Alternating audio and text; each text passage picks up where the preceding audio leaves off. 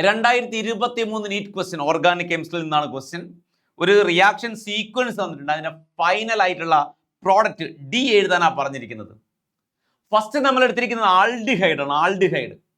ആൾഡിഹൈഡിന് lithium aluminium hydride വെച്ച് reduce ചെയ്യുക. Lithium aluminium hydride വെച്ച് റെഡ്യൂസ് ചെയ്താൽ ഒരു പ്രോഡക്റ്റ് ഫോം ചെയ്യും.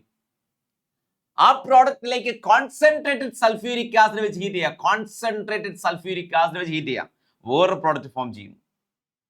ആ പ്രോഡക്റ്റിലേക്ക് HBr ആഡ് ചെയ്താൽ വേറൊരു പ്രോഡക്റ്റ് ഫോം ചെയ്യും. അതിന് ബ്രോമോ ബെൻസീനുമായിട്ട് റിയാക്ട് ചെയ്താൽ ഡി എന്ന് പറഞ്ഞ പ്രോഡക്റ്റ് ഫോം ചെയ്യും. ആ ഡി എന്താണെന്നുള്ളതാണ് ക്വസ്റ്റ്യൻ. വളരെ സിമ്പിൾ ആണ് ക്വസ്റ്റ്യൻ, ടഫ് ഒന്നുമല്ല. ആൾഡിഹൈഡിനെ റെഡ്യൂസ് ചെയ്യുക എന്ന് പറഞ്ഞാൽ എന്തായി മാറി? CO ഗ്രൂപ്പ് എന്തായി മാറി? CHOH ആയി മാറി. സിമ്പിളാ.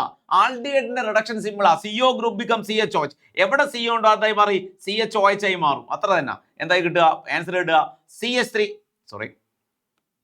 ആൻസർ ഇടുന്നത് CH3CH2OH ആയി മാറി.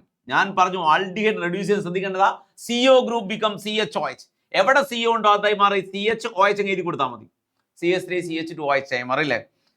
ഈ കിട്ടുന്ന ആൽക്കോൾ ആണ് പ്രൈമറി ആൽക്കോൾ അല്ലേ? പ്രൈമറി ആൽക്കോളിലേക്ക് കോൺസെൻട്രേറ്റഡ് സൾഫ്യൂരിക് ആസിഡ് വെച്ചാൽ എന്താ സംഭവിക്കുക എന്ന് പറഞ്ഞാൽ ഇവിടെ നിന്ന് OH പോവും, ഇവിടെ നിന്ന് H പോവും.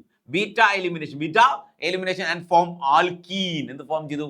ആൽക്കീൻ ഫോം ചെയ്തു. ആൽക്കീനിലേക്ക് HBr ആഡ് ചെയ്യാം. HBr ആഡ് ചെയ്യുക അഡിഷൻ ആണ്.